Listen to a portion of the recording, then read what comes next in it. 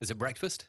I say people, and it's my dad. Yeah, it's breakfast. Hey everyone, good morning and welcome to the new media show. My name is Todd Cochran. Rob is out. He's in Arizona, I believe, this weekend visiting his son. So I'm flying solo, but we're not flying solo from a guest perspective. So I want to welcome the guys that I have invited this morning to the new media show, and kind of like the what's that game show where everybody's in a square. We've got Ray Ortega up on top. Ray, good morning. How are you? Thank you. I don't know if I have the center square, but Hollywood squares, right? That's Yeah, the old Hollywood game. Squares. Yeah, that's the I, old game. So, I'm doing great, Todd. Thanks for having me on.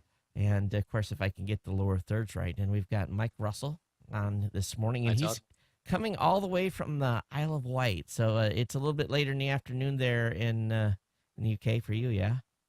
It certainly is. It's dinner time, but thank you very much for having me on. It's a pleasure to be here.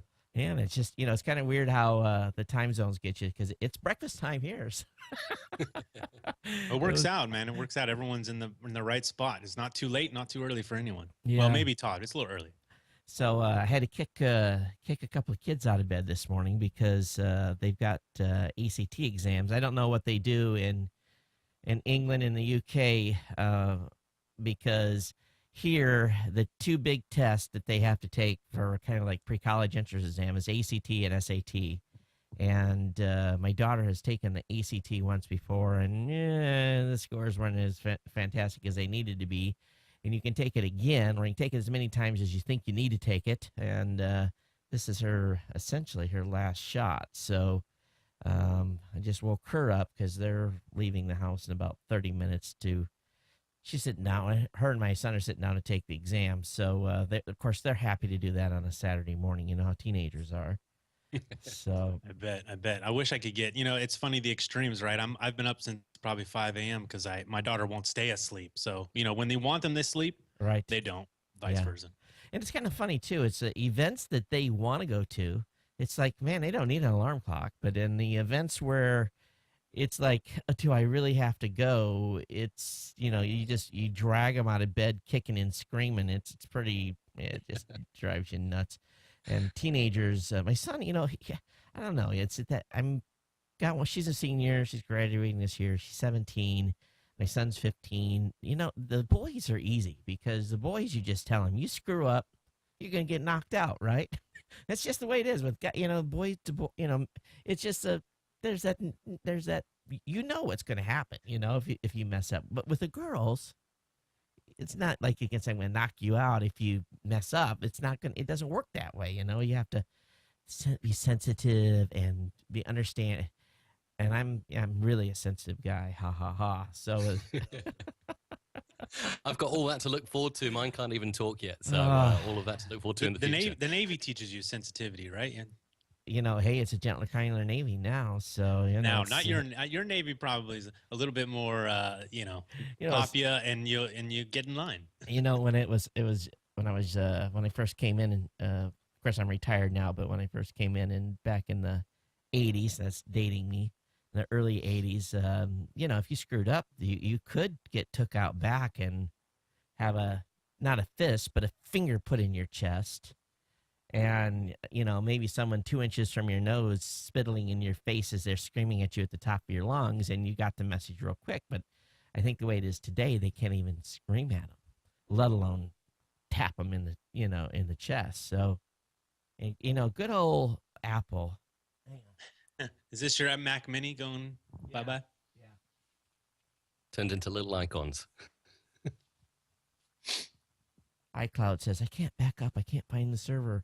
So yeah, it's changed, but that's an error gone by. So, well, I tell you, I wanted to have you guys on today. Ray, I know you've been involved in the space a long, long, long time, and Mike, and I guess I didn't do a complete proper introduction. Mike is, I guess, the founder and guy behind musicradiocreative.com. And we're going to talk about, basically today, we're going to talk about taking podcasts really to the next level. And I thought it would be good to have Ray on, from a podcast studio standpoint, and Mike on from a, a jingle and using creative type stuff in your shows. But do you guys think, and Mike, I don't know how long have you been actually listening? How long have you been a podcast fan? Well, I'm relatively new to the podcasting space, and really it was listening to podcasts like, Dave Jackson, Ray, Cliff and Daniel, all of those guys that really inspired me to get started. So I've been going for about a year and a half, and I've come from that radio background, and I find I'm having to now relearn everything I learned in radio because podcasting is completely different. Do you think it's really that much different than radio? Is it that much of a difference? What do you feel it's the biggest difference between it and radio? It's a change in mindset. I think the hardest thing for me getting into podcasting was actually being natural, because when you're on the radio, you tend to, particularly in music radio, you tend to play records and just talk, and it's all personality driven. And it's like, hey, that was Lady Gaga, and now I'm going to talk about a quick anecdote and get into the next song. And when I had to sit down and actually talk and get into the mindset of creating content, that was really something quite different for me. And the way I structured the podcast, the whole thing really, it took some thinking and some inspiration, from guys like you. Ray, and you've been involved in the space. How long have you been here from the beginning, haven't you? Not from the beginning. I've been listening since about the beginning, but I didn't jump into my own. I started a video podcast first, which usually it's the other way around, right? A lot of guys go from audio to video, but that was late 2006. So, still not the one of the OG podcasters, not like you, not I didn't flip the switch in 2004. Yeah, it's hard to believe, and I'm coming up on my 9th year show anniversary here in just about 2 weeks, and it's I've been doing this 9 years, and of course I look at myself in the mirror and I said, yeah, you've got a few more pounds on you and a few more miles on you. It's been 9 years, and really, and I guess if you want to call me an old goat like me, we get kind of set in our ways, and and it can be good and bad because, now essentially when I strap the chair and the mic on, it's basically I have this format that I go through. And, in my head, it's like, when I first started, I wrote these real nice show notes and I had all this stuff that was here, kind of like this program guide on how I would do the show. And once you're at 100 shows, that's become already kind of, built into your psychic, and you really don't need that. And all I really do today is just like one line little, from my beginning of my show, I do like, 15 minutes of just chitter chatter when I'm doing my regular tech show. And I just kind of do some highlighting points. And sometimes it gets, you say, did I talk about that on the last? Because it all runs together. But so what I've done over time is I've tried to only introduce one new element to the show at a time, but my audience has gotten so aligned with me that now if I add an element, I tried to add some bumpers, I tried to add some sound effects, and boy, as soon as I added a sound effect, man, it was like both barrels of every shotgun of every listener came out and was like, don't do that, that sucks. And Well, that's great to hear. I mean, or not great to hear. It's interesting to hear because we all know that you're sitting on just mountains of cash now that you've been podcasting for 9 years, yeah, right? right. We're all rich because we started a podcast. Yeah. Hardly. So, kind of in relation to that, podcasts almost always start out as free, right? This is pretty much a free model. So I'll be interested to hear a little bit from you about people or just thinking about making that transition from a free model to paid. And you said you had both barrels blazing with a sound effect. Imagine if you tried to then charge people. And you think about it, I was at show 891 last show. So, some of the listeners have been with me from the beginning. I have some folks that are double digits still. Now, I don't think there's as many because, even if you are, people tire of people after a time, no matter what. And that happens. You're going to lose audience members, and people come back sometimes. I've been gone 2 years, and I'm back. I'm like, well, I'm glad you're back, and the first thing they often say is that I'm glad the format hasn't changed. But I've always thought that it would be cool to add some stuff. And, and I can change my show intro about once every 2 years, my music intro to the show. I can get away with that about once every 2 years. And we're just about ready for a refresh. But the one that I have right now, I absolutely love so much that I'm hesitant to make a change. The guy took some time and did some great graphics, and it's a fun intro. But in it, what's kind of interesting is the intro follows all the way back to the theme from show, 10 or 12. It basically kind of has that same motif that we used even back then.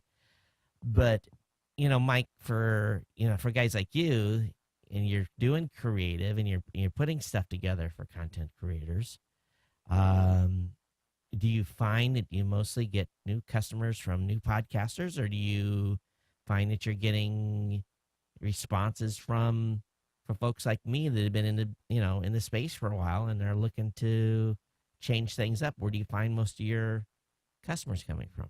Well, I think the great thing about podcasting is there are no rules to it. True. So you can do really what you want. You can flip on the microphone and do a podcast without any bumper music or any sound effects and get straight to the content. And I do actually believe that the most important thing about a podcast is talking about something that's coming from your heart and making that content good to attract people to listen. But obviously, if you want to do it, as a long-term thing and build your podcast up, then getting a good sound is definitely something to consider. But yeah, no, I'm interested really to hear more from what you think on that perspective, because it is a new and developing space, and there are so many different things that you can do. When I started my show, I thought it would be good to have some creative. And I should have some of that old creative loaded up. You guys would laugh because I hired one guy that has got the Kiss FM station voice. That guy that was Mike can do that for you if you want. And it and he really and Geek News Center coming to you live from it was that kind of like what you would hear on this pop radio type station. And it was fun, and I had enough different types of clips I could intermix it, but it didn't last a long time, and using those things. And plus, times change, and you want to have new clips and bumpers. And for me, the cost. And I think what from a business model, looking at, your business model, Mike, what you ought to do is you ought to set up something where it's a subscription thing. For $9.95 a month, I can come in and I can contract you to give me a new bumper every month that has, maybe it's not a new bumper, maybe it's a sponsor introduction or something like that, where it's something where I can on demand come to you and just get a piece, and I know that it'll be delivered in a couple of days. Because I've asked my audience before, and I'm sure you have too, Ray, send me something, send me what, and sometimes people respond, and it's usually the same people that respond, sending stuff. But for me, I would would love to have a on-demand type of service where I can get something. That's a really cool idea. That's such a cool idea to have an on-demand subscription service. I should be writing these ideas down. But I think the funny thing about podcasting is that you can really do what you want to do. And many podcasters, they tend to create their own sound and their own content. And a lot of podcasters are editing savvy. So actually, in a way, I'm putting myself out of a job, because I'm saying, well, you can go to a royalty-free site. You can get your own music. You can cut together your own voiceover. You can do it all, or you can get a more professional sound. You can have scripts written, of course. You can have bumper jingles for each section, but it really depends what you're going for. And I think one of the hardest things I find sometimes is switching on the microphone and thinking of something to say. I don't know if you guys experience that. Well, I don't necessarily have an issue finding content, because I've got a news show, and I get to talk to cool guys like you, and you guys help drive the conversation. Ray, what is, as you go to listen to shows today, and I know we're jumping around here, because my goal was really on this discussion was talking about taking shows to the next level. Are you still finding shows out there that have absolutely horrendous audio, and are you staying subscribed? Or are you moving off? A show so I'm kind of picky, I guess, about my audio, but I do a show called The Podcasters Studio, and the whole point is to not be perfect when you launch, but to grow as you go, right? So if I turn on a new show that I just discovered and the audio is really bad, it depends. Am I on their number 95 episode, or am I on their number 5 episode, right? So if it's their number 5 episode, maybe, I give them more of a shot. Maybe I can go back to their catalog and see, how they've improved or if they've even taken an effort to sort of work on their show, right? So do you care about your show? If you go back and you listen to my episode 1, my episode 1 through like 10 is quite terrible. And you'd think for someone in my position, it should be really good. Well, I leave those up there for a very specific reason, and that's to show people, hey, you don't have to be perfect when you launch, because that's what stops a lot of people from launching. Right. The point is work on it as you go. So yeah, I'm not going to be someone who either listens or watches an audio or video podcast that has bad production values, but it's pretty much because I'm kind of a stickler when it comes to that stuff.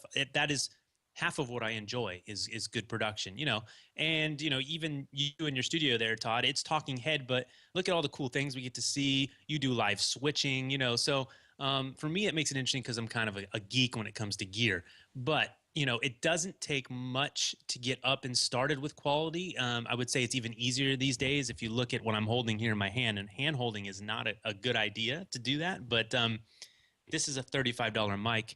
You can probably hear, I can't monitor my own audio right now, but it sounds good. So it doesn't have to be prohibitive as far as cost goes. But yeah, I mean, back to the original question, if I find a podcast that doesn't necessarily is hard to listen to, I always tell people, don't let the tech get in the way of the content. Right. Meaning, if I tune into your show and I can't hear the content because it's just being overridden by loud noises in the background or buzzing or whatever is getting in the way, then that's a problem because people can't get your content. And, I may reach out to that person and say, hey, here's some constructive feedback. Do you need some help? I do that all the time on Twitter. It's @podcasthelper. I mean, literally, it's in the name. I enjoy helping people make their shows better. So if someone's willing to make an effort, then yeah, I'll stick with them. And I had some mentors in the early days too, some guys that were great audio engineers that came in and helped me when I was having challenges. And, if I look back and really go back to show number 1, I got the fever, man, I got it bad. It was like I knew within about an hour of reading about this space that this is what I really wanted to do. And I'm probably a little bit OCD from a standpoint of, it's probably not a good thing I live in Vegas, because I like to gamble, So if I lived in Vegas, I'd be a vagrant on the street because I'd have no money left, So I go to Vegas a couple of times a year, and I have to be very careful. I limit my budget, and I like to go to the craps table. And when the money's gone, and Vegas has taken its toll on me, and I have fun. So we'll have a game of poker. We'll play some poker when we're out there. It's a slower way to New lose Media money. Expo, Yeah. right? So so the OCD came out in me, and so I'm in this thing hot and heavy. But at the same point, I've got a wife that we had been married a while, and I had a let's call it a hobby / something I'd been doing for a long time that didn't make no money. That was a money pit. It was like a boat, but it didn't float on the water. And she was like, listen, we don't need another boat. And so, from the very get-go, I really kind of made my mind up that this thing would make money. But we'll talk about that a little bit later. But so, and also at the same point was the old hobby that I did consumed an incredible amount of time. I mean, to the point of being impactful on my marriage. So I wanted to make sure that this gig, because I was still working a regular full-time job at the time, I wanted to make sure that this gig was not going to impact my marriage like the previous hobby did. So I actually invested it early, and I invested early in the gear. I didn't go hog wild, a couple $100. I think you probably have that. I think your OCD probably will lead you right down the path of gear junkie. I see the nice microphones and the Heil booms and the green lights. I know I think everyone here is a bit of a gear junkie. Despite my $35 mic, I have a studio that's quite extensive. So I can see how in the beginning, and like you said, when this started, or when I think a lot of podcasters find podcasting, if they're going to start a podcast, it's because it lit some kind of fire, right? Whether they have something to say or they love the tech of it, whatever it is, these are passion projects. Yeah. And I joked about being rich. We're not rich from podcasting. And if you want to be in it for 5 years down the road, you certainly better have some crazy fire in your belly for podcasting. Now, I was lucky enough to spin it into a career, but that's not an average story. That's right. Mm. So, and if I look at feeding my habit here and doing this show, and that's kind of a weird thing to say, but it's true. It's like if I'm away from the mic more than a week, it's like I got to get back in the studio. So, what I really did is I said, okay, let's make the production cycle, the food chain from the mic to the when it goes on digital, make that as good of a food chain as possible, so that number one, I don't have to spend time editing. I hit stop, I cut the ends. I didn't get OCD on cutting out the ahs and hms and whatever. So that is left in, and do a little leveling, and I'm done. So from the audio standpoint, the audio is 5 minutes, and the thing's in the can. So, and that's very different to a lot of people work. They'll spend as long or more editing their show than they did producing it. And the same thing on the video. The video, I hit record and I'm done. And so you're the guy that spends a lot of times chopping then, right? I've done both, and I have a little bit of my own OCD issue. I do like to control and post-process the audio a little bit. I don't chop too much. I spend all day at work chopping, but I love editing, so it's not a problem. But I've done live to drive like that as well. And yeah, that can really stop some people because they don't like the way they sound on the microphone. There are too many ums and ahs. So that can really cripple your show. And, I think it's hard enough just to put together good content. But I think our buddy Dave Jackson has mentioned something. It's like a 4-to-1 ratio, right? And a lot of people can expect for every hour of recording, they might have 3 or 4 hours of work total time to get that podcast out. Right. I mean, and that is really what stops people past, you've talked about going past episode 7 or 10 or whatever that number is, that a lot of podcasters don't make it past. And this is the reason, right? People try to do too much. And again, going back to what I said about trying to be perfect, they're trying to be perfect. And what's better, that you have a show that has some blemishes on it? I think that's the beauty of podcasting, which makes itself different from radio, like Mike was talking about. One of those things is it is real, right? Here, watching us do this, you are seeing the sausage get made, and people enjoy that. There's no secret to how it's done. So, I agree with you, Ray. I think there's a lot of perfection in, especially when you're starting podcasting, wanting everything to be perfect. And I was like that, particularly from my audio production background. I used to want to cut out every single breath and every single, problem, or if I stumbled over a word. And it got really difficult for me. And about halfway through the podcast, which I've been doing now since June of 2012, my wife actually said to me, she said, well, why are you sitting there editing all day and writing show notes, and you're taking virtually a whole day out of your schedule to do this? Why don't we just sit down and record a podcast and leave everything in? And I was absolutely scared about doing that, but it's probably one of the best things I've done, because it's given me the chance to be more natural. Mike, I congratulate you, because I have, and some people just hate it when I tell them that, but that's the way I've done this show from the get-go, because, well, like you said, you spent all day editing, and the wife was like, what in the world is he doing in there, and not spending any time with me? And that's there's a trade-off when you have a job.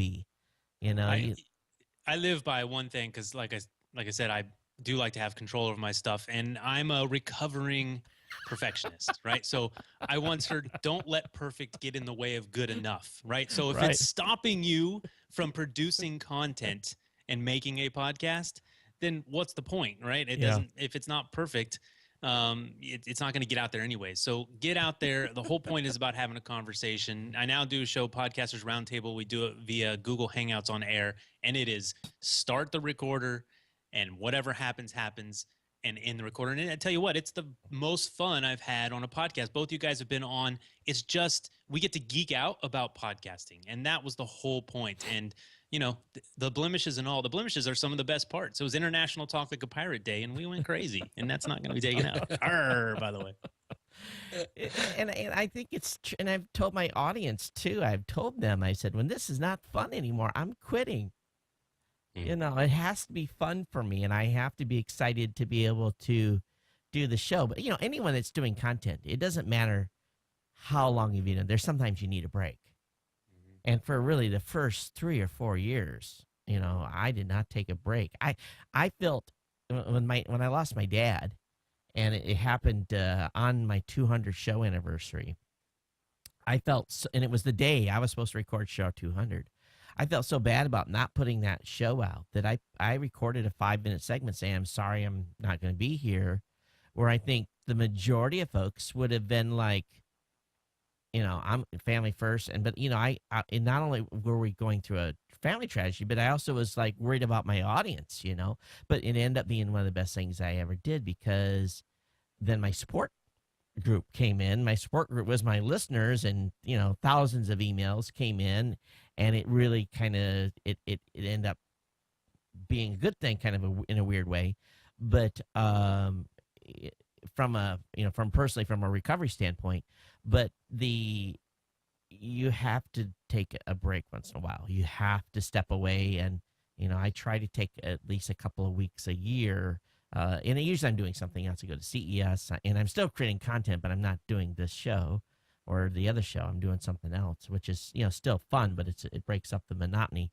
But going back to taking the content to the next level, I think we all know that if you're going to do this for a while, you have to spend a few bucks, get some, and it's not a lot. Like you said, how much is that mic? That mic's pretty inexpensive. This mic has gone anywhere from $35 down to like $29. I mean, it's ridiculous. And this is an ATR 2100, in case anyone's curious. And what the unique feature about this mic, it came out at least a year ago. If you look at the bottom here, it's XLR and USB. It's a dual connection. I've got my headphones plugged in here, so I have no latency monitoring, which means there's no delay, because that'll really kill when you're monitoring your audio, or I'm listening to you guys through it. But the key is that you buy this $35 microphone, you go into your USB, which is what I'm doing right now, and you get nice quality audio, and it has this really great rejection because it's a dynamic microphone, which most podcasters, their studio is a spare bedroom. It's not, you can probably hear in here, it's a little echoey. Right here? And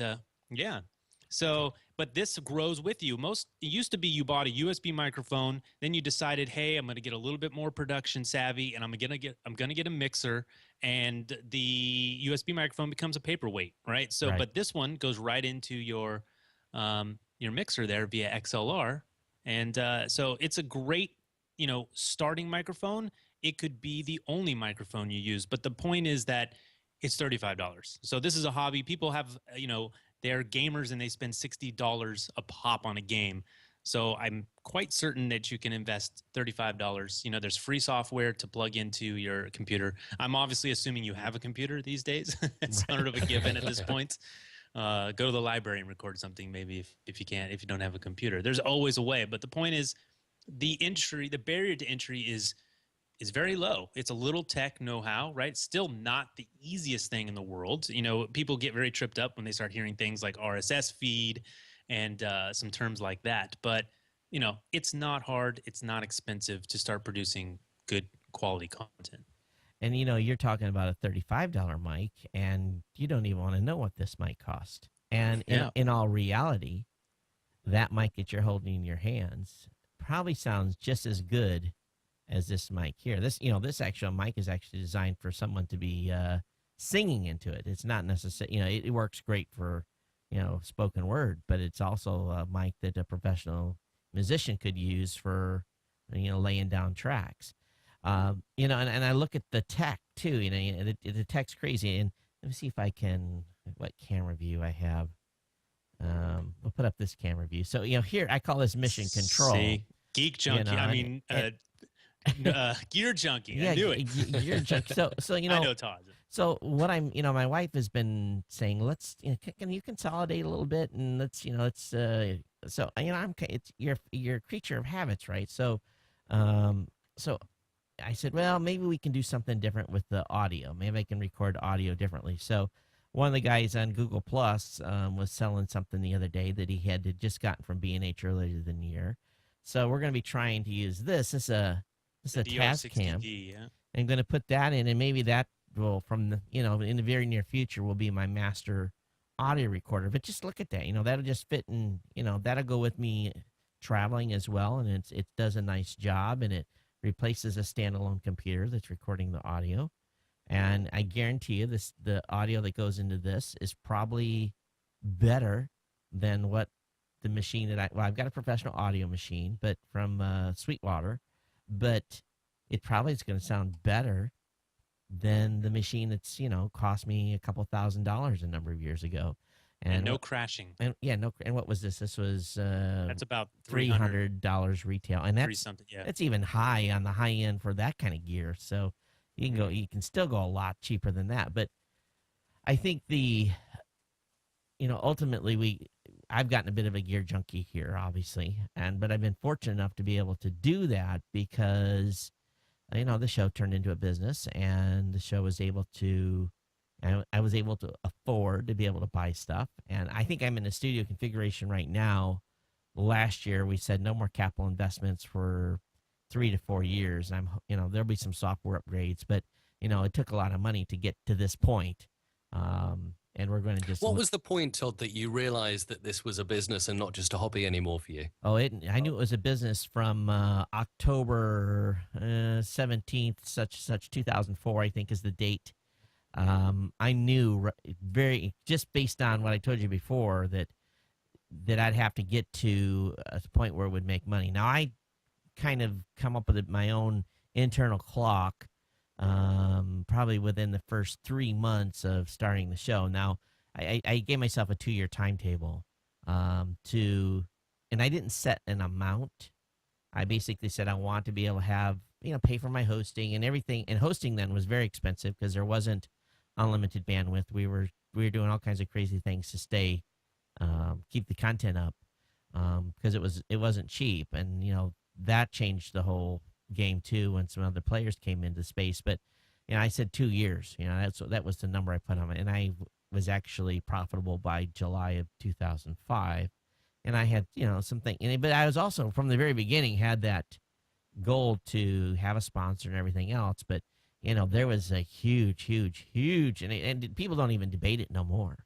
But there was this huge debate in the early days of, oh my God, you've got a sponsor, you sell out, you criminal, they were some folks were. I mean, it was bad. The line used to be right down the middle. I mean, the way I got into my podcasting careers, I went to meetup.com is a great site. You can find people meeting in your city, other podcasters, right? And so I went to a meetup group, and this was early days. This is probably 2007 when I was in this group in DC, and the line was right down the middle. If half the people were there to talk about making money, the other half were there to talk about because it really was a grassroots start. I mean, and I get it. I totally get it. The beauty of podcasting is it sort of feels like the last bastion of free speech, right? We can do anything we want. Yep. And the point was early on, people were just grabbing a mic and starting communities around niche topics that they absolutely loved. So then when money started to come into it, I think people start to worry, hey, this is going to change the beauty of what it really is. And so, but if you're doing it 5-10 years, you're talking about just simple things. Like, I mean, people who want to make money podcasting, if you can just cover those costs of hosting and a website and maybe a gear upgrade once in a while. And I think the audience gets it, now they get it. They want you to be around because you're going to find out that this is so hard to do. And if you see absolutely no returns, it makes it hard. Like you said, you have a wife and you have kids and there's other stuff to do. So, you don't have to try to completely sell out, but there are ways to make your podcast. Maybe you can make a living on it. That is a very rare instance. But certainly, even with something like affiliates, you can get a little bit money to help the show. And I think the audience, they get that.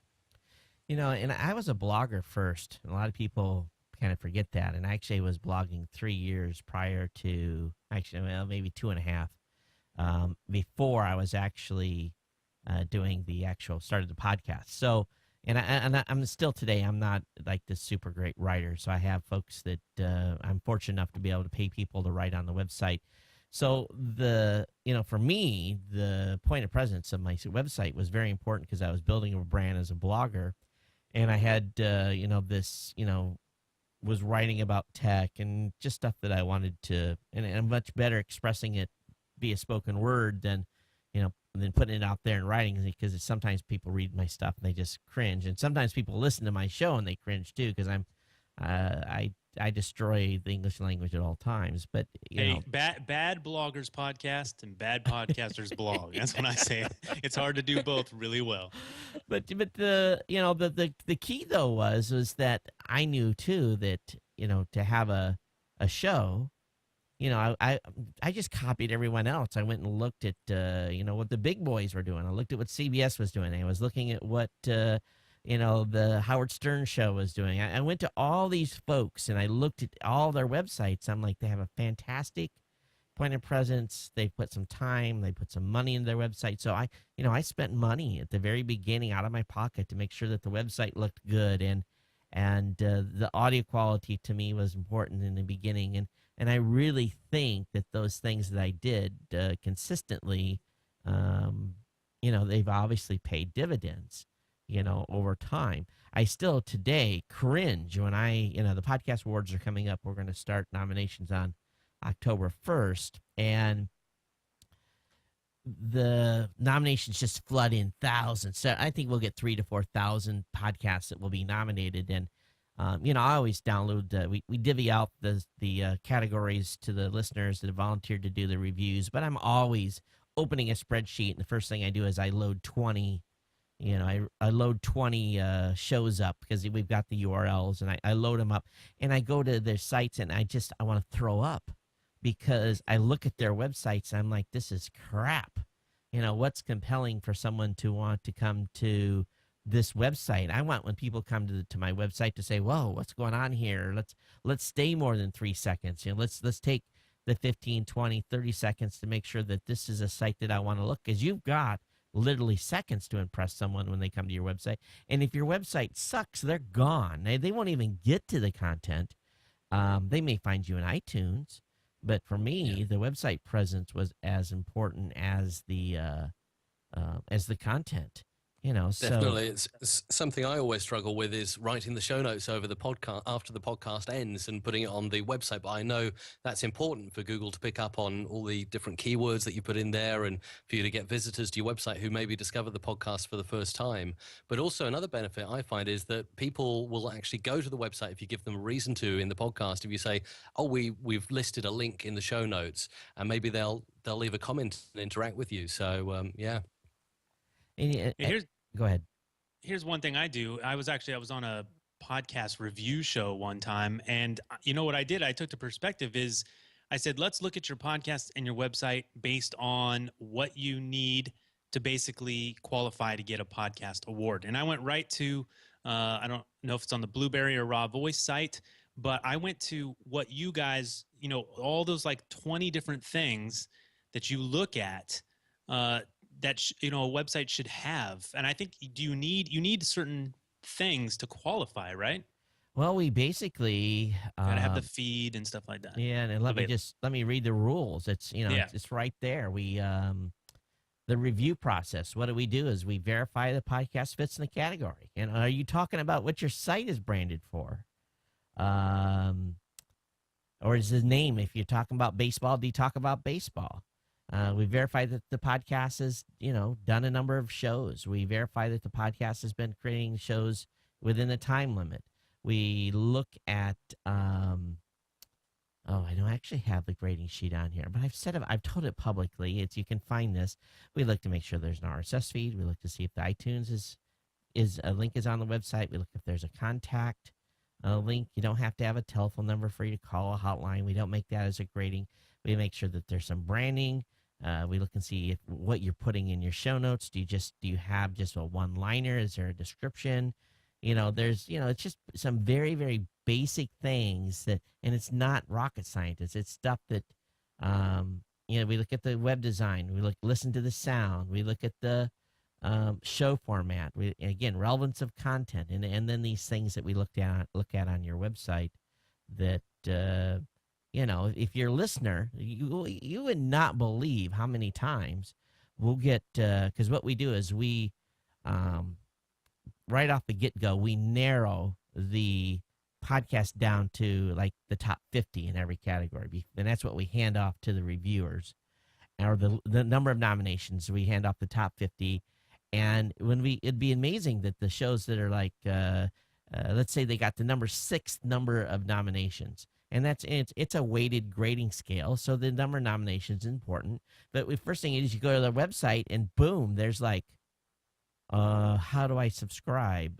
Where's the podcast? You have to dig for the podcast, or where? How do I contact this person? And if I have to click more than like 3 or 4 times to find a contact page, you're getting a 0 in that grading category. Yeah, contact is critical. Or maybe sometimes I can't even tell. We all have monikers, and I think using your real name is becoming more of the accepted. You see YouTube switching accounts to, Right. I think, drive more people to use their real name. But simple things.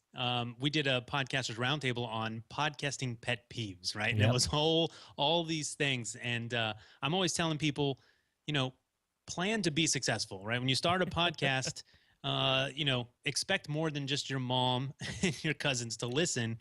Plan to be big. So like you said, invest in your show a little bit up front, and then you can do all these things. There's a lot of great resources. The Google Plus Podcasters community. You can ask anybody a question over there now and get a ton of expert advice for free and quick.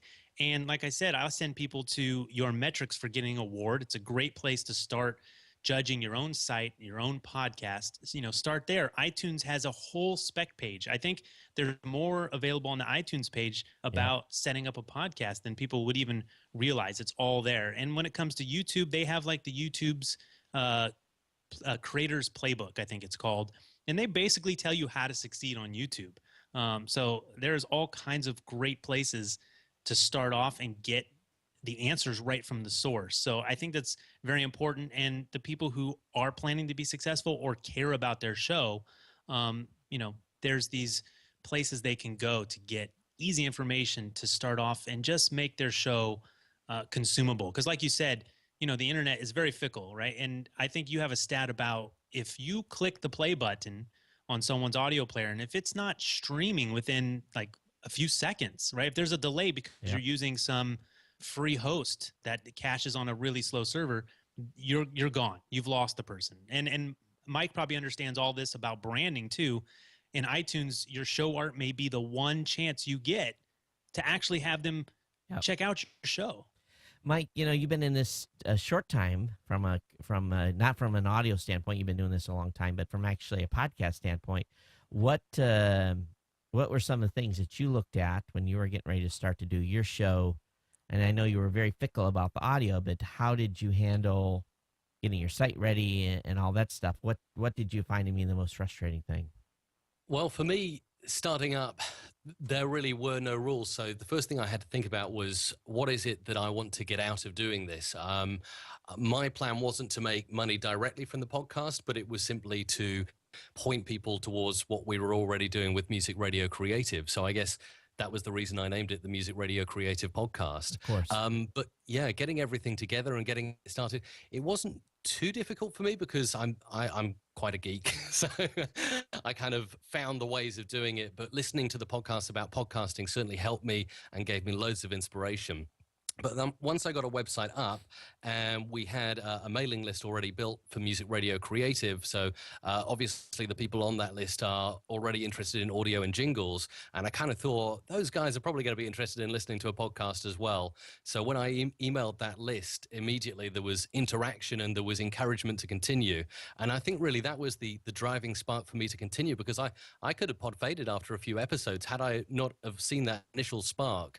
But it was that radio side of me that initially thought, well, I've done radio, so why not podcasting? And I kind of wish podcasting had been around when I was a teenager and recording cassette tapes that nobody ever heard. That's right. Although that could be quite embarrassing for me because everyone would hear my first shows.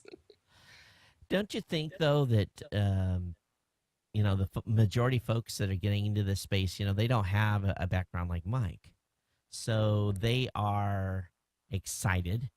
And then they find out this thing is really hard work. And we can talk about the stats and about people dropping off. But my daughter, in case in point, she sees me come in the studio and I, do this thing. And to her, it's like, it's been part of her, she's 17, but I was 7. She was 7 when I started this. So, or actually 8. But for her, it's pretty natural. So she's getting ready to do a senior project, and it's required here in Hawaii to get this extra super high school. It's like an extra certificate or something you do when you get your high school diploma.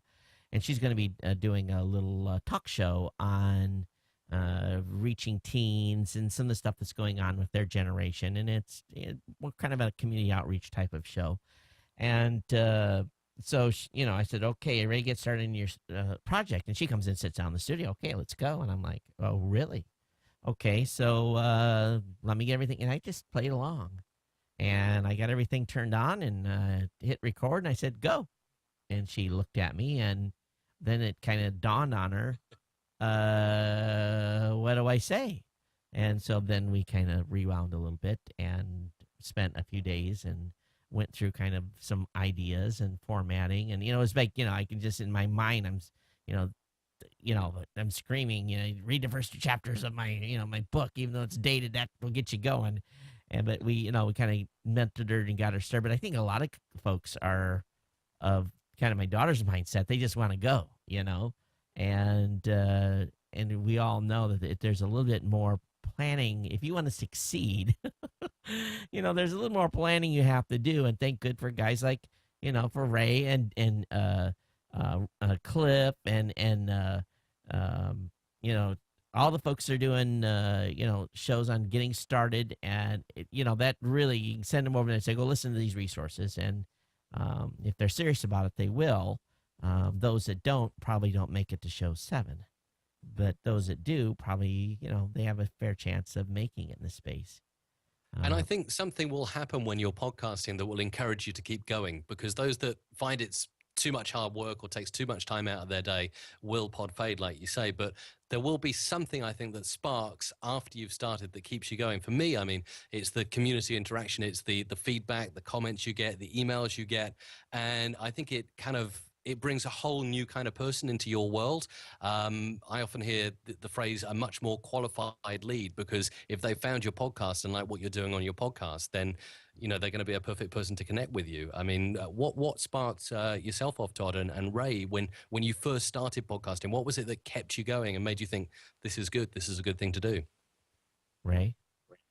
I'd say the first initial thing is seeing your show in iTunes, right? That's like an amazing moment. Your name in lights, if you want to say. But, most podcasters, when you start out, it's a big mystery. How do I get in iTunes? This is an Apple thing, right? It must be closely guarded. It must be really difficult to get in the store. And so when you figure that out, and by the way, it's not hard at all, although you do want to be careful when you set it up, that you set it up right, because all new podcasters start off one way, realize they want to do it another, and then they get stuck, and their show gets stuck in iTunes, and it's a mess. And we won't even go down that road right now. But that, for me, that first spark, and it's everyone's first spark when I help them, when they see their show in iTunes, man, that's going to push them on for at least another 5 episodes. They're like, holy cow, I have a show in iTunes. I have a page that people can go and see my show. So that's really the first thing. And after that, man, getting that first piece of feedback from someone, and you actually have a tangible person that says, hey, I listened to your show. So people complain, hey, Ray, only 100 people are listening to my show, right? And if you went and talked in front of 100 people in a room every week, you would be intimidated. You'd be amazed. But when you see the number 100 next to your stats for your show, some people get disappointed. But when 1 of 100 contacts you and says, I listen to your show, it becomes very real, and you realize who you're talking to. And so these are those markers, as Mike mentioned, that really keep you going. I had to laugh because, I'm thinking back when I started, as I say, I was a MediaCore blogger and didn't have a big blogger audience. It wasn't big at all, and it's, I'm not afraid to say that. I've told that many times. But what was really weird was I did episode 1 and I did everything wrong. I played a little AC/DC at the beginning, and I just, it was like, and I had a lot of fun doing it. And those couple episodes are not online anymore because I was too afraid of the RIAA, and I didn't have anyway, long story short. But I didn't get any feedback to begin with, but I got an email from my hosting provider said you're out of bandwidth. And I'm like, what do you mean I'm out of bandwidth? I got a 500 gig plan. There's no way I'm out of bandwidth. And I was out of bandwidth 2 days after doing my first show. And I'm like, something is happening here. And so then it was the race to figure out how to keep the show on the air. And what I really did is I had like 8 hosting accounts.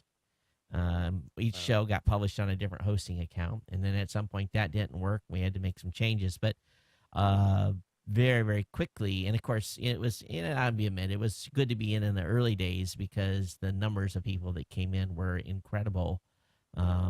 Episode 1 with no advertising, 400 people listened to the show. And most podcasters today, if they had 400 people listen to the first episode, they would do cartwheels. So for me, it was the excitement of seeing that number just go like a rocket. And it was a pretty incredible ride there for a while. It really got nuts. But you learn a lot about audience dynamics too, because it was show number I think 69 when I announced my podcast book. So I got contacted by Wiley in December of 2004. The book was actually announced in March or April. We had to rush it because a couple other folks in the space were writing a book. But anyway, we wanted to be first. And I think by March of 2005, that book was out and available in bookstores. And when I announced, number one, that I had written a book, it was, and I've told this story many times, my audience, I lost nearly half my audience on that announcement. And it was not and a lot of the audience was podcasters. So it wasn't it was, to me, it's like, well, didn't we just do a good thing? And people, it was a completely, it's like, oh, you've gotten too damn big for your britches. And now you're a big shot and we're not listening to you anymore. And that was like this, whoa, what had just happened to me? And your first initial new media content callus formed, right? And I didn't talk about it for years. It was probably a couple of years, and I never let on that happened. But you mature a little bit, and you're able to talk about those big shockers. So I think for me, that was my first big kind of punch in the face. I'm like, okay, you have to understand that your audience is expecting a certain thing, and if you disappoint them or if you completely throw something out in left field, it could cost you.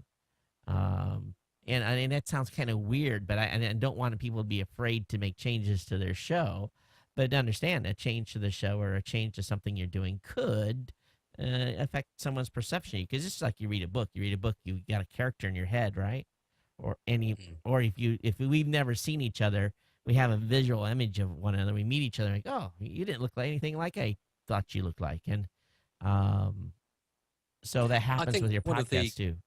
One of the great things about podcasting, and you, Todd, and Ray must discover this for the years that you've been podcasting, is the long tail of people discovering your podcast. So you could put out a podcast, and providing it's still relevant to this day, you could have put out a podcast in 2004 that I imagine some people are listening to for the first time and discovering your show for the first time. I look back just over the last year of my statistics, and I can see, oh yeah, that show had a little bit more interest than another show. And it's the difference again between radio and podcasting, and the fact when you've done it on radio, it's gone. But with podcasting, it's always there. And I guess you're always getting new audience members and new people discovering you. From my standpoint, my evergreen's about 2 weeks. I don't really have a long evergreen. This show's got a lot longer legs. But the tech show, it's the news. Who wants to hear what Apple was doing? But some of those shows in July of 2005 were pretty fun because that was when iTunes announced a podcasting thing. So there's a lot of history in some of those shows too. So Ray, if you look at what you've changed on your process, and you've been doing this for a while now. So what have you done to up your game? So, let's talk to the guys that are established. They're been in this 3-4 years. What do you think they need to do if they just want to incrementally notch this thing up 10%?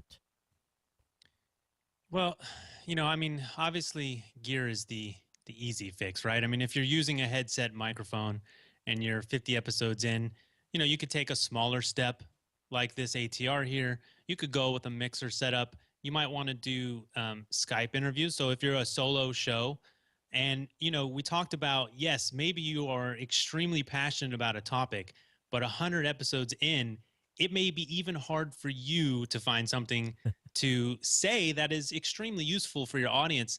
You can supplement that content with co-hosts, with interview guests. And I know that doing more interviews on my show, bringing on experts to fill gaps that I might not know. It doesn't, just because you have a podcast, you start to be seen as an expert, Right. doesn't necessarily mean you are, or maybe you're on your way. And so bringing in other people who are relevant to your space, my audience really loves that. And if we geek out about a conversation, they'll listen to an hour and a half of us talking about microphones, right? Right. So, it's very niche. So you can really integrate new types of content that your audience is still used to hearing from you, but is sort of that next step in content production. YouTube, I'm really into YouTube, but I'm really cautious to tell people to dip their foot into the YouTube pool because time is very limited. But gear, as you become, as you sit on the microphone and you do more podcasts, maybe we talked about the ums and ahs. You can really help yourself out by slowing down, right? So, Yep. or maybe even having that show outlined. You don't have to write it all out. Certainly don't read your show or your notes. But if you have an outline and you have maybe one or two main topics that you want to hit on your podcast, make sure that you're staying within the guidelines of that outline. And I think most people get used to a show being a very specific length, right? So these are all internal arguments that I have. It's a podcast. You can do anything you want with your show. But like you mentioned, there can be consequences of that if you're not paying attention to what your audience wants. So, if you're a half-hour show, you should probably most of the time be a half-hour show. So work within your outline, bring in other experts. If you can help your sound quality, do that. There is something we can all do to help our sound quality, whether it's hanging a blanket over a window to knock down some reflections, very simple things, whether it's getting closer to your microphone or maybe even further away from your microphone. There are all these small things we're always improving. Mike is a professional, but he's proficient on YouTube, helping people learn Adobe Audition, and he's always learning new things as well, and he's teaching other people to do that too. So there are just all kinds of little things. Even us who have been doing it for a long time, I think we are always still working on our shows, and I kind of alluded to that in the beginning, that the point is to grow as you go, right? So don't get locked down by being perfect in the beginning. It's like golf. You'll never master it. You will never master it, but you will go out for 18 holes. You'll hit one shot, and that'll bring you back on the course the next day. So maybe in your podcast, you'll get someone will retweet your show, and that'll get you to turn the mic on next time. So, talk to your audience, talk to other people in your space, and work on your show as you go. One thing that I found over time is that my show is typically hour 10. That's about hour 10, hour 12, hour 13. That's where I punch out.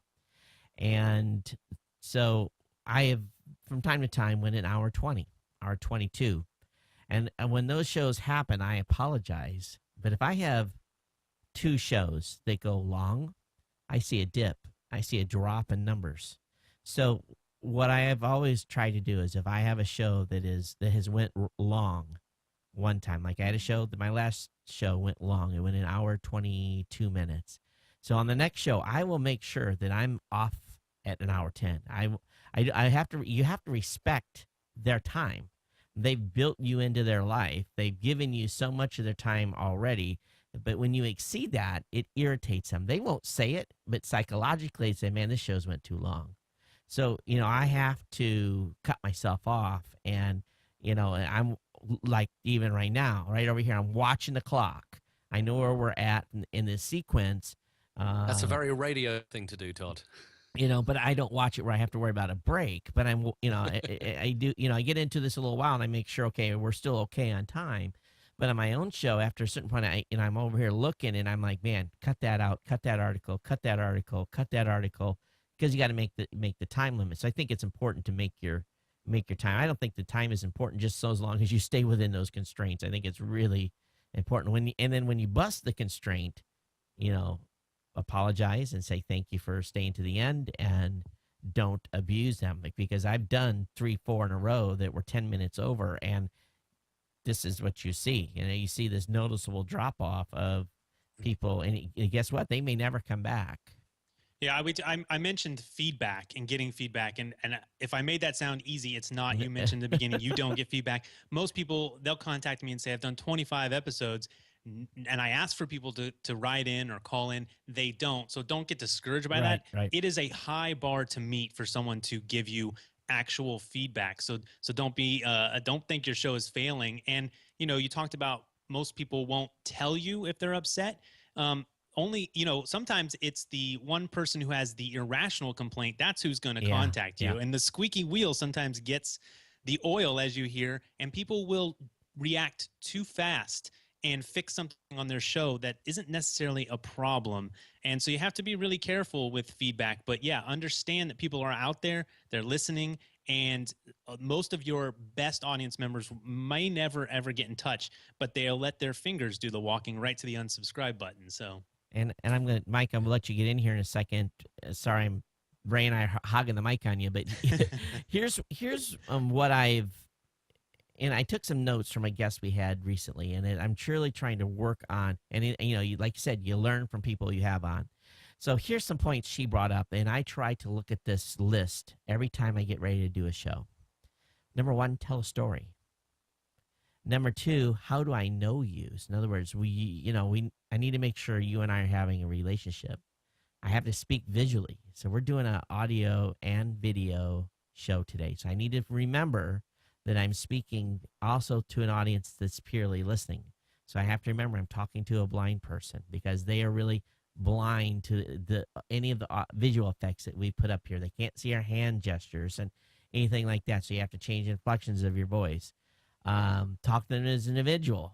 In other words, me to you versus, a group. You try to talk to them as individuals. And I've always done that from the very beginning. So that was one of the things I had done. I always tried to imagine myself having a discussion with someone that was sitting at a coffee table with me, or just having a discussion. When in doubt, leave it out. And I have started to employ that a lot more. I get to something that I thought I was going to cover, and I get to it, and I look at the topic, and I'm like, can it? And I can it on an instant, and it was originally supposed to be covered. So when in doubt, because if you think, if you have even a slight inside your brain, even for a second, you think this is not good, it probably is. And there's sometimes I'll get halfway through an article and I'll bail out. I'll say, oh man, you know what? Is this boring? I'm bored with this article. Let's move on. And I'll bail out of something in a heartbeat. And another thing is, does it touch their life? So if you're talking about something, are you impacting them? And I think if you follow some of those principles, or try to do at least 1 or 2 of those every show, it'll become natural over time. One thing that I hadn't done was on a tech show, it's not smart to bring any politics, but there's stuff in life that pisses you off every day. And so I talk about political issues as far as the space goes. So now I'm a little more willing to state my political opinion. If people listen to my show for a long time, they probably can figure out what my political persuasion is, and that's fine. But the thing is, it also drives discussion, because you want that other part of that audience to listen to you, and you want them to give feedback. And because I'm going to tell you, sometimes you get some feedback and you have to sit and say, yeah, that was right. That's a big thing we're missing today in America. We don't have discourse no more. We just point fingers and we fight, right? We don't talk. And I think this space allows us, as you're doing a show and you're talking about topics, to have a discourse. And I think that's the difference between radio and podcast. Because on the radio, have you ever listened to the radio and you heard something and you're like, I'm going to call that guy, and I'm going to talk to him right now, and I'm going to make up, I'm going to blast this guy. And, you're on hold with the radio for 15 minutes and you cool off and you think, maybe I shouldn't talk to him, So, but I think in the podcast standpoint, you have time, the audience has time to think about what you've said and provide meaningful feedback. So the stuff that you get back, I think, is more from the heart, not from a not from a, oh my goodness, I'm going to, blast you on this. So, do you see that, Mike? You come from the radio space. You get these callers that call in, they're just raising all kinds of hob. You don't get those very often in a podcast, right? I used to work over a decade ago. I used to work as a call operator at the national talk radio station here in the UK. It was known as Talk Radio UK.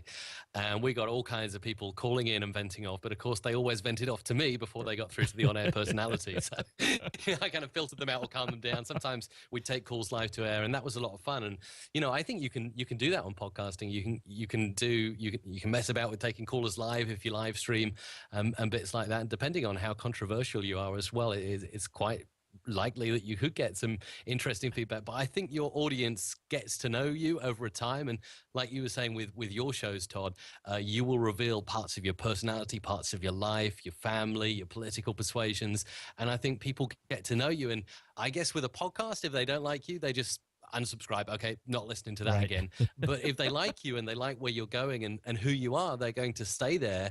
And perhaps you are self-selecting your audience in a way. But I really like that kind of, self-selection or self-qualifying a new lead potentially for your business, like we do with the Music Radio Creative podcast. But I think an audience is very important. And I would echo what Ray was saying about talk to your audience and get feedback from your audience. I would love to know more about who is listening to my show. I mean, I can see the statistics, and I would love to see little pictures and icons of people. And something really cool that YouTube have done just recently. If you go to youtube.com/audience now, if you're a creator on YouTube, you can actually see a list of your top fans. So the people that are interacting with your videos the most, and this is based upon comments on the liking of the video, sharing of the video, all of that. And you can see what they're doing. You can see how many subscribers they've got. So if they're potential content partners, and I'd love something like that for podcasting. That's Is a there good anything idea. you're working on, Todd, that you can do to make this happen? As I'm writing. And what's really cool about that is when the more you find out about those people on YouTube, it's all being tied into Google Plus, right? So you can go out and have conversations with your most active and interactive fans. You can be interactive. You can go out and you can find them on Google Plus. And so, maybe even start a circle of your most active audience members, and you can really start to, as we always talk about building community. I think that's coming about more and more these days. The systems like YouTube and other things are making it much easier to do that. So it's pretty exciting. I had a listener in New York at one time that he would he'd get upset. And he would send audio clips, and I would just love to see those come in because I knew that there was going to be, because when he called in, he was shoot from the hip and was coming after me. And I always loved those because I knew that we were, and I would listen to him, he'd listen to me, and it's this whole, it's this all go back and forth type of thing. So I think it's important for audience members to, if you are an audience member of a show, don't be afraid to engage this guy or this gal on the content or trussle their hair a little bit. I've seen all kinds of comments come back and some are more constructive than others. And sometimes I agree to disagree. Sometimes someone will make a suggestion and they will be very adamant about it, and I will have to agree to disagree. And boy, I tell you, you can't please all the people all the time. But I think smaller shows have a challenge with this because, as you said, this the squeaky wheel gets oiled first, right? And sometimes the show dynamics can change because one or two listeners do not like it, while you may be actually reaching the rest of the audience better. That's what you alluded to earlier, Ray. Yeah, you definitely have to be careful about that because you freak out when you get that first piece of negative feedback. Oh, yeah. And you run for the for the microphone to fix it. And I find we talked about those sort of things that keep pushing you forward to keep podcasting, and integrating other people's feedback, if that works for your show, whether it's a voicemail feedback or you reading email. Man, you want to make a fan for life. Yeah. Mention them on your show. And they're in. When I first found podcasting back in like 2005, and I wrote into these guys, and you do get a little, just by the virtue of seeing someone or hearing them, whether it's video or audio, they start to become it's this weird world of celebrity but not a celebrity, right? Anytime you listen to someone long enough, you see that person, and George Clooney can walk by for one of my hosts who does the science show, and the person might not care, but if my host walks by, they go crazy and they ask me, hey, can I go talk to him? It's like, yeah, he's just he's a professor, does a podcast, but that happens. So just giving back to your audience and integrating him to your show can really sew up those relationships. And word of mouth is what's so powerful in podcasting. And they will go out and say, hey, I was on this show. I sent some email to Ray and he read it. So when I had mine read back the first time that I sent out to these two guys who were podcasting probably in their basement, I was like blown away. It was amazing. And I read the positive and the negative, and I don't, whatever, unless they ask me not to. And I recently have been getting a lot more of that. If they don't read this on the show, so I'll respect them to do that. But it is also, there's this dynamic that develops after you've been doing this for a while too. Not so much before I was doing video. When I would do the audio, you don't get recognized on the street unless you're talking. I've had people come up and say, I recognize your voice. Hey, I listen to your show. It happens in airports a lot. But now that I do the video part more, I get a lot more, you get that look like, do I know you? And, maybe they've only listened once or watched a segment or something. So, it's incredible, though, for the fans, the long-term fans, when you go and have a meetup in a city and they come out and you go to dinner or something, they know you, and it's kind of weird because you don't realize how well, because you're putting yourself out there. So then the goal is to know who they are. They know so much about you, and you're in this awkward position of, you know them, but you don't know them. You know what I mean? It's kind of an odd thing, but it's very rewarding at the same point, because then when the email comes in, oh man, we had dinner together, and you have a fan for life. So it is cool. It's interesting what you said a moment ago, Todd, about the squeaky wheel always getting the oil. So you're getting that one random complaint out of many people who are enjoying the podcast. And one thing I've started just a couple of weeks ago is a closed Facebook group, which I'm only promoting on the podcast and saying, if you enjoy what we're doing on the podcast, come and join us in the group. And I'm hoping to build up a community in there that eventually will be able to feed back onto me on the sound of the podcast, and a place where people can answer each other's questions. I mean, I'm not the first person to be doing this. I've heard a lot of other podcasters doing it, and I thought, that's a good idea. But I think in that way, perhaps if a podcaster is looking to take their podcast up a notch, perhaps creating a more balanced community of people can help you to get some good feedback. If you ask a question, for instance, how long should my shows be? Maybe you'll get 8 or 9 replies instead of just one person who says, make it only 10 minutes. I can only put up with 10 minutes of you. Yeah. Yeah. The cool thing about that too is that, I think part of our job, I talked about, or alluded the fact that you sort of become the person that they look at and they say, oh, there's Ray, he's doing this show, and I listen to the show all the time. But our job is to, in building that community, is really to connect those members to each other and get out of the way, right? So by starting up that group, they get to meet other people who love what they love. And that doesn't necessarily mean they love your show. I mean, they love you. It's not a narcissistic thing. They love the topic. Right. And so we get to geek out over the same stuff. And eventually you start to fade back into the background and become just a member of the community that's this conduit for geeking out over your topic. So it's really, that's a great thing to do for your listeners so they can meet each other. And I think the closed Facebook group is brilliant. I've had an open Facebook group, but I understand the value of doing something closed. So maybe something closed on Google Plus might be an idea too. And I've got a group of my show's largely been sponsor supported from the very beginning. My goal, believe it or not, has, from the last couple of years, has been wanting to become more user supported, so that it just has. I think it has longer longevity, has longer. It allowed this show to go 20 years. It really what it will do if I have a bigger user support base. And we're going to continue to do the show until it's not being fun anymore. But at the same point, you guys, we talked a little bit about the money earlier. I'm going to tell you, the money has helped tremendously.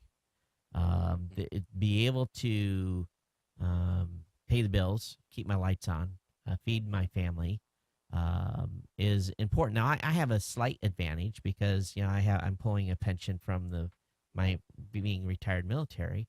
It's not a lot. Don't it's a lot. If I wasn't living in Hawaii, I could probably live on that alone if I needed to. If I really so skimped considerably, didn't have kids in the house, but so from that standpoint, it helps, and then the podcast income obviously helps. And if you're doing an active show, you do have a certain amount of expenses going out each month for a show as well. So it's not like this thing is being done for free. I just ordered a $2,000 upgrade for the TriCaster. So, the TriCaster is getting a software upgrade. Could I have waited another year to not do the software upgrade on the TriCaster? Probably, but the company rewards the folks that stay current on their software, and you get bigger discounts in out years if you stay abreast of the current stuff. So really what I'm doing is investing for the long-term viability of this equipment. And while at the same time, if I was just buying a new video rig today, I wouldn't have bought a TriCaster because there's other options. There's cheaper options. But that's one thing, that you have to look at as you're doing your show is that, the capital investment you're going to have to make in out years. That's, I guess, if you make it that far, right? Yeah, definitely. I don't want to open a whole can of worms by bringing up the topic of, because we go a whole another hour. And what's kind of what I love about this show is that you guys dig into this stuff. You mentioned you kind of would have that goal of being less sponsor and more community. Yep. And how to do that, I think for podcasters, certainly my audience would be clawing at the gate saying, how do we do that, right? But again, if I tell my people all the time, because the new media show in its format, the new media show was the Saturday morning tech show. Right. But you started talking about these things more and more, and that's kind of why you made the switch. I think you found out, hey, this is what this show is becoming. Right. And and the whole thing about being fans and being involved, I'm partly on this show today because I watch the show and I interact with you on Google Plus or wherever. So if you get involved, certainly you can be on my show. You may end up on New Media Show one day, which is great. But yeah, I think that making that transition, I guess I'm pitching a topic for the future. Right. I would love to hear you talk more about that transition for us as new media content creators, because I think a lot of people would like to go that route too. Well, it's definitely a work in progress.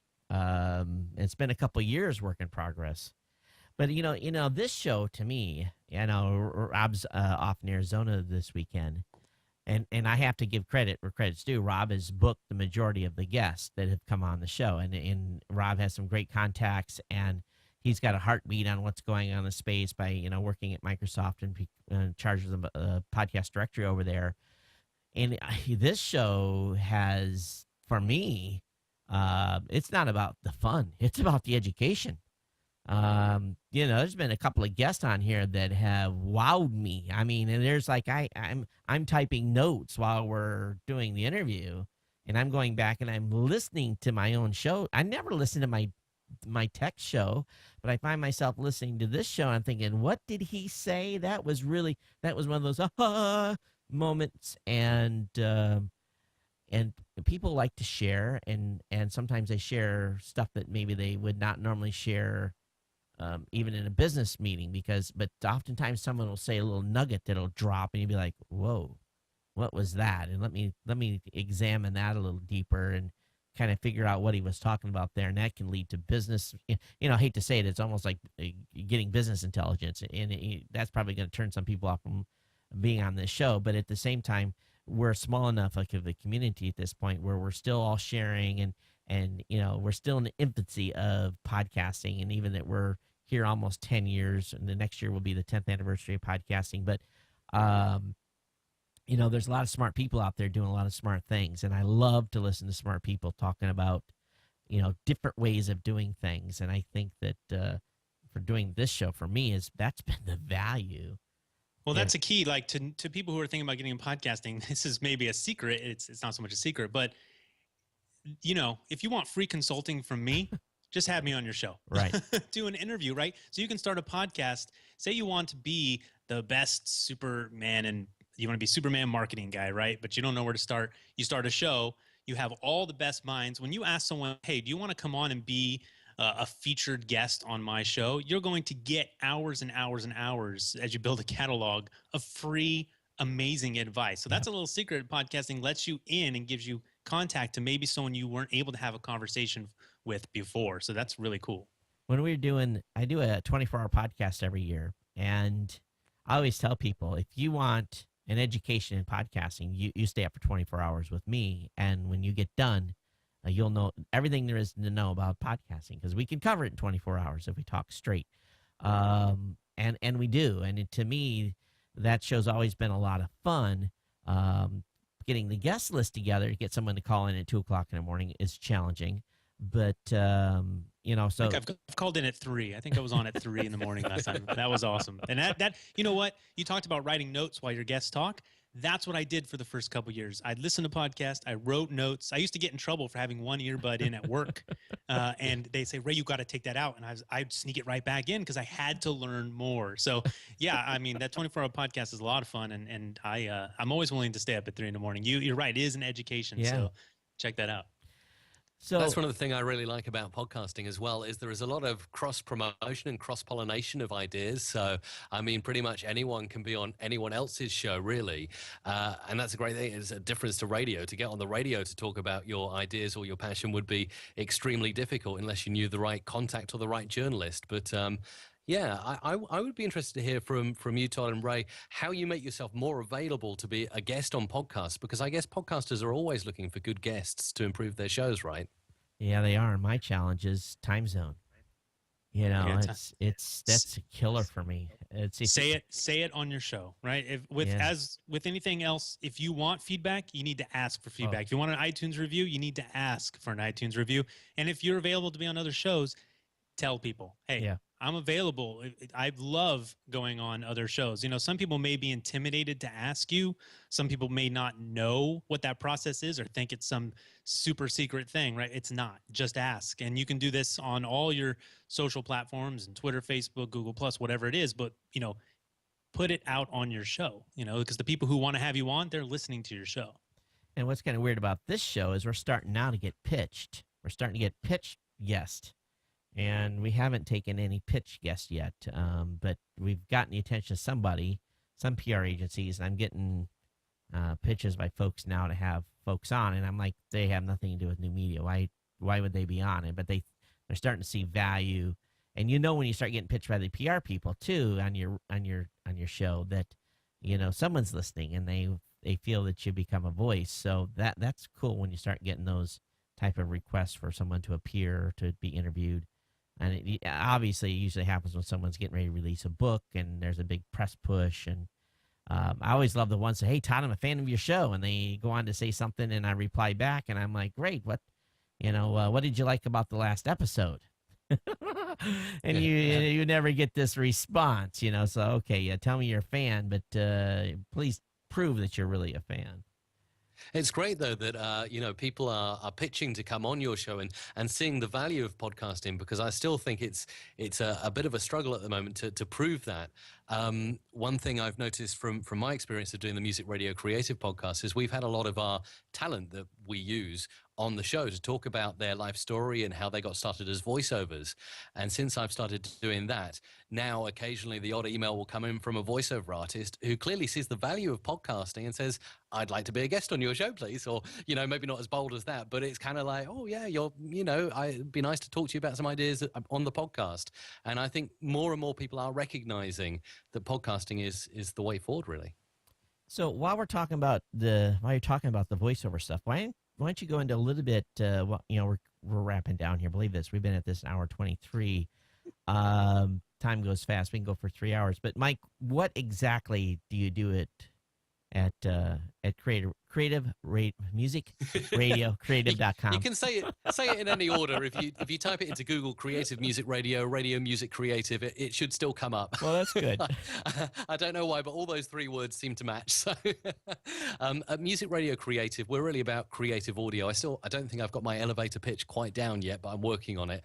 But if I were to make it really short, I'd say we make creative audio for radio, DJs, podcasters, and business. And one of my big passions, as you know, is podcasting. I've started it since June of 2012, and learned more and more as I've been going along. And it's a great space to be in. And at the moment, we're working with a lot of podcasters on improving their sound by creating great intros, outros, segment jingles, and bits like that. And it's great fun. It's really, really good fun. And everyone has a different idea, a different style, wants some different music, a different voiceover. We're starting to get some requests for sung jingles as well, which I think is really unique and interesting. But again, podcasting is a space where podcast promos are starting to become more and more popular. So people getting promos for their podcast to either play in their own different shows or farm out to other podcasters to play. So it's just, anything that involves creative audio, that's what we do. We create scripts as well, and it's great fun. You have to, you guys will laugh at this, and it really wasn't funny at the time. I had a guy that was well known in the podcasting space. He was creating jingles and doing intros. And so, they basically sent me over this package, and they had created it for the show.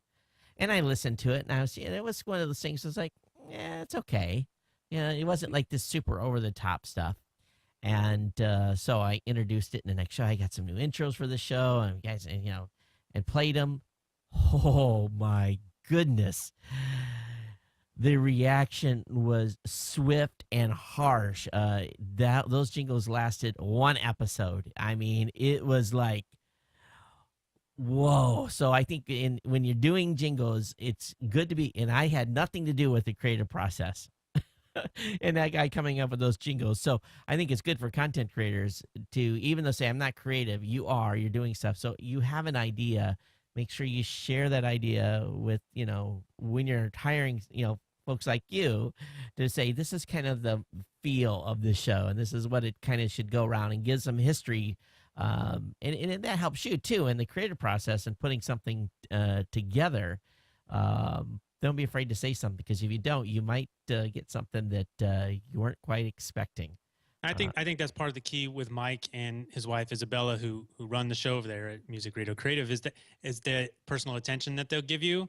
And I think Isabella writes up a lot of the stuff where she'll dig in and know your show, but they'll certainly work with you. And I think you can get something customized that because you understand your show and your audience better than anyone else. So I found that I actually had a chance to go over to London for work, and I met up with Mike, and I literally, because of my podcast, I hung out with Mike for the day in London, which he came up from the Isle of Wight, which was a long trip. I went down from Manchester, and we just went on basically a pub crawl. Fantastic. And geeked out about podcasting. It was fantastic. So Mike, you recorded the whole thing as a podcast as well. Yeah, I still got to put that out. I every bar we went to, I brought a recorder, and we just talked, have over beers, and I sat it right in front, and you can hear the pub in the background. I think there was one wild bachelor party. It was a crazy time, and I'm going to release all those as just out on social media. So a lot of personal attention from Mike and his crew over there at Music Radio Creative. That's what I'm enjoying. I don't even have one of his products. So I mean, I'm not pimping him because I make money from it. I know his work.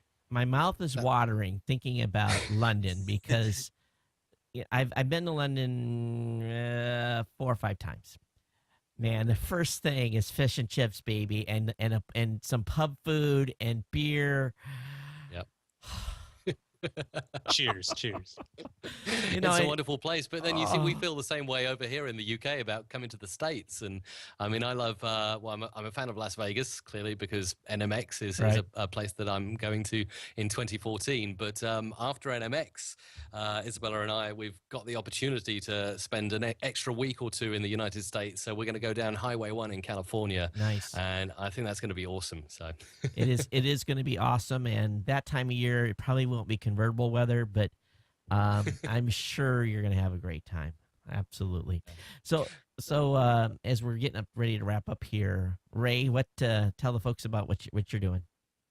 Well, I believe the lower third there is the Podcasters Studio. So that is my website and podcast. If you want to learn how to podcast or how to make your podcast better, that's a great place to go. And, other than that, I mentioned I'm at Podcast Helper on Twitter. So you can always send me a tweet with your question and I get back to you pretty fast.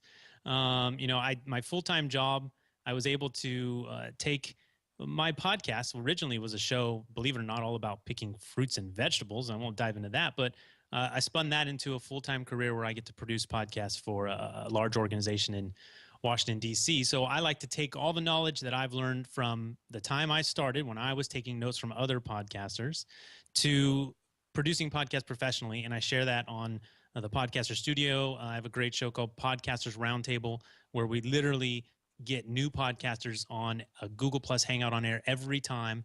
And I co-host that with Daniel J. Lewis and Dave Jackson, and we just geek out about podcasting. So if your interest is the actual production side of podcasting, come over and see me because that's what we do. One thing that I just had this, like, when you said you had a show on fruits and vegetables, I'm like, my mom's a produce broker. I'm sure you two would get along. There you go. That's it. I mean, all through high school and college, I worked in produce departments. That's how I put myself through school. So when you start a podcast, you have to say to yourself, what am I going to podcast about, right? And I used to hear a writer say, write about what you know about. So I was like, what do I know about? It's like, I have all these tips that people come through my door every day and they say, how do I pick out a watermelon or an avocado? And I said, you know what? I know that. I'm going to do 5-minute videos. It's going to teach me how to podcast and it's going to be able to share that knowledge. So that's the genesis of the whole thing for me. My video podcast was a way for me to learn how to podcast. And then I went in to a career about it. And then my next show was, okay, here's my new love. Let me teach that now, which is podcasting. But yeah, I watched some of those produce picker videos, and you've got some pretty good stats on them as well. Like people view them lots. Yeah, the videos. I mean, DSLR video is my other passion for the last few years, and I teach that on YouTube. And it's very interesting because we talk about making money, and I won't go too deep into it, but people who shoot DSLR video spend a lot of money. So the affiliates are very good. Podcasters, we buy $35 microphones. So, making money can depend on your niche, but there is a way to profit from your podcast, whether it's just paying for bandwidth or you're trying to start this as a career. But the funny thing is, like anything, like anyone who starts a business, you better love it because you're going to find out you're going to work twice as hard as that job that's going to give you a paycheck every week. You're going to work so much harder to actually make it into a business, which both of you guys clearly understand. That's why I have this. And it's not necessarily from this show. It's from the whole business part. Process, and everything else that I do in the space. But well, guys, I appreciate you coming out. I hope we got through some of the topics that you wanted to get through too. If we didn't, I apologize. But if you're in the audience and you have questions for either Ray or Mike, I'd be happy to forward those over to. Of course, I'll let these guys give their Twitter addresses and email addresses here as we bounce out. You can email them directly as well. But of course, we'll have Rob back next week. And to be honest with you, I don't know who we've got as a guest lined up yet. So just watch our Twitter feed, and we'll basically be putting that out. You can reach us either at Todd or Rob at newmediashow.com. And if you're a new media or content creator, don't forget that the podcast rewards kick off on 1 October. Also, you're going to see in the show notes a little sponsor link, and if you want to help the show out a little bit, you can click on one of those basically text links. It'll take you over to GoDaddy and pick up a product or service over there. So they help out. Every time you do that, it helps out the show. I tell people the cash register rings, so make sure that you support the show that way. But we definitely appreciate both of you guys coming on. And so what is, I should have had him right up in your lower thirds, but Ray, where's the best way just go to your website, I assume? Yeah, you can just go to the Podcaster Studio, or really if you Google Ray Ortega, it's a very common name, but I've managed to be in this long enough to sort of get that front page on Google. So Google Ray Ortega, and of course, Twitter at Podcast Helper, very responsive over there. Ray at thepodcasterstudio.com. I'm everywhere. Just Google it. And of course, Mike, same for you, musicradiocreative.com. I got it right that time. Absolutely. If you Google Mike Russell, you'll get a Scottish politician, a billiards player, and a baseball star, I believe. So don't Google Mike Russell. But musicradiocreative.com is the place to go. All the social links are there. Podcasts are there. The blog is there, although the blog is struggling a little bit because I'm enjoying the podcasting and I'm not a blogger so much. So working on that. But yeah, it's been fun to be on the show. And I'm really looking forward to the Podcast Awards in 2014 because I thought you put on a great show in 2013 at NMX. That was awesome. Yeah, we just had a discussion. Matter of fact, did a conference call yesterday with Rick and the team over there, and we've got we're stepping it up a notch. The awards ceremony this year, we're gonna have red carpet. And I saw the graphic, the banner at the top of your website with a red carpet. I thought, yeah, we're gonna have a red carpet, and I think there's gonna be some paparazzi there, and I think we're gonna have a great time. We're confirming who our MC is going to be for the evening. I think it'll be another big name that folks will want to come out and get some insights from as well. And I'm excited about this this year. The folks over at New Media have they have to be really credited. You know, obviously doing the nominations, reviews, and the whole thing, it takes quite a bit of work. But they are stepping up with cash and coming in and putting on a great event for the podcasting community. So I encourage folks to, if you go over to the Podcast Awards website at podcastawards.com, and I should have had your guys' websites up on earlier, but if you come over, definitely click on that and get registered for New Media Expo. I'll be there. I know Ray will be there. Mike will be there. And come up and grab us and say hello. But get your show nominated, and who knows, you may be the show picking up a trophy at the awards ceremony. It's always fun to see those get handed out and people get bragging rights for the next year, and have been we've been at this is the 9th annual for this thing. It's pretty nuts that the 9th annual. But definitely make sure you get over to musicradiocreative.com, check out Mike's site, and of course the Podcaster Studio for Ray's site. But guys, thanks for coming on, and for the audience, thanks for being here. We'll see you next time. Everyone, take care, and as I say here in Hawaii, aloha.